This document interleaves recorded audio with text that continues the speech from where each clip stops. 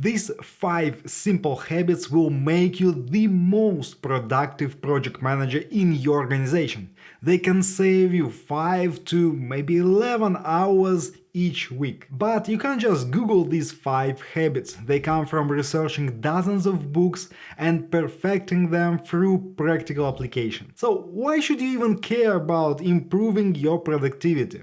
The answer is very simple here: to have more time for additional value generating initiatives. That's the fastest way to grow from a junior PM to a program manager and to a C-level role. That's why here's the first habit. Every morning I take a piece of paper and a pen, and can you guess what I'm going to do next? Alright, let me share a secret first.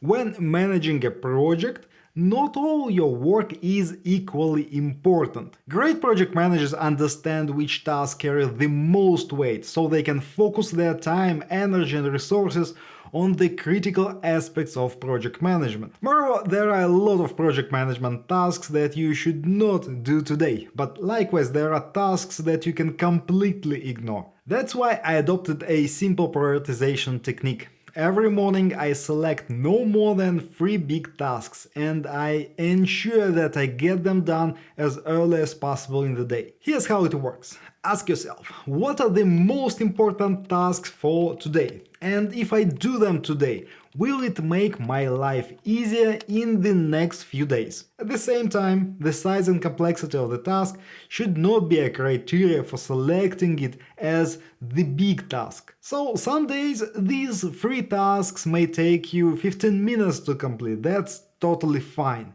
But they are the most critical ones for today. Essentially, you are buying yourself time and margin for the future, because some extra work will always appear.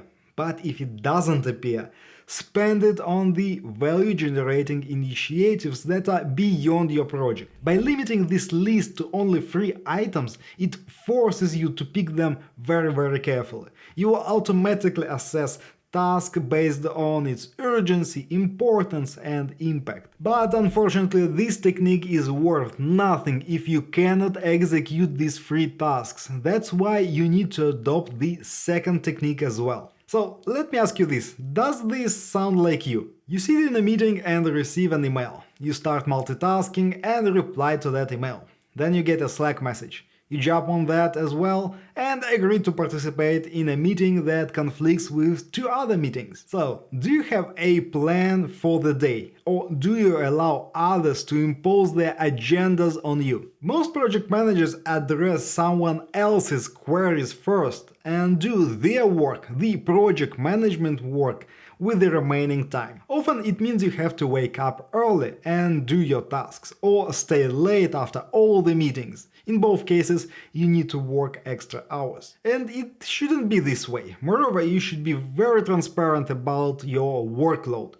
The inability to dedicate enough project management efforts is the most common cause of a project failure. That's why I recommend the following 4-step time blocking habit. First, ensure that recurring daily and weekly meetings are scheduled in advance. And ideally, you want to ensure they are also planned in a way that works best for you. Second, you prioritize and plan your 3 big tasks. You block your calendar with events to finish those tasks. As much as practical, put them first thing in the morning. Third, also block time when you will be reading and answering emails. Depending on the intensity of communication, I recommend 3, maybe 4 time slots, 15 minutes each. Fourth, don't forget to block your lunch time.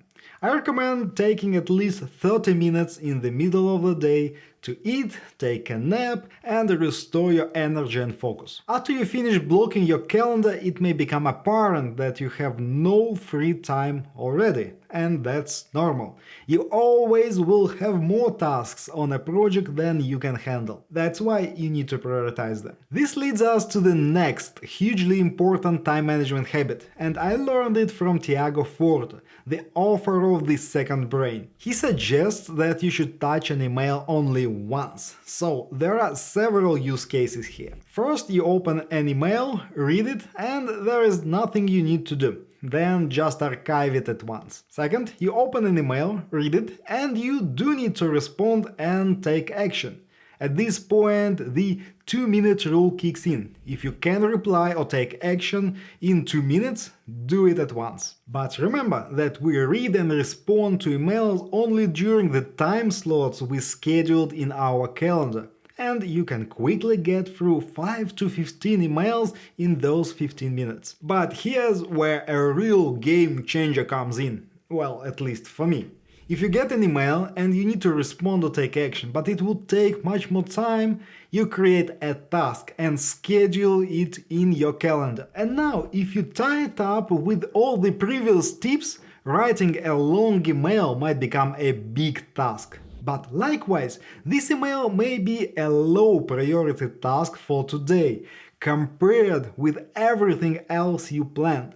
So you must ignore it. With this approach, you proactively plan your communication rather than reactively respond in the moment. So many emails and messages don't require your response, even if this is a direct query to you. In my case, it reduced a lot of stress, because I don't feel like I have to respond right away.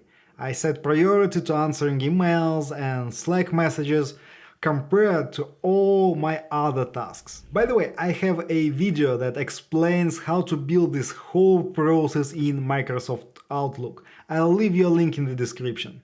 But before we get into the meat of this video, please hit the like button. It's the best way to indicate that you find these videos helpful. Thank you in advance. Okay, so far we discussed habits that help organize a workday and free up time for more critical tasks. Well, I agree that meetings and emails are critical responsibilities of a project manager. But all great project managers know that there is an even more important activity that impacts the project's success. That's why here's another question that I want you to consider. Is it better to run a project and communicate based on actual performance data?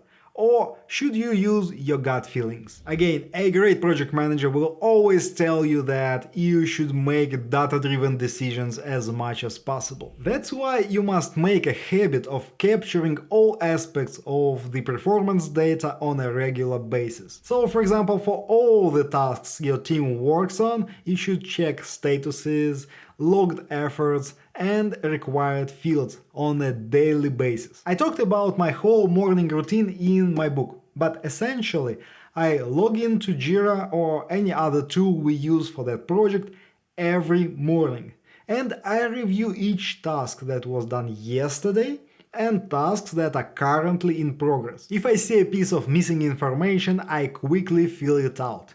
If I can't do it, I'll write a message to the assigned person. It's critical to do it every day while your memory is still fresh. There is zero chance you'll recollect all the details about a task a week or two from now. And I can't stress enough how important it is to have this data.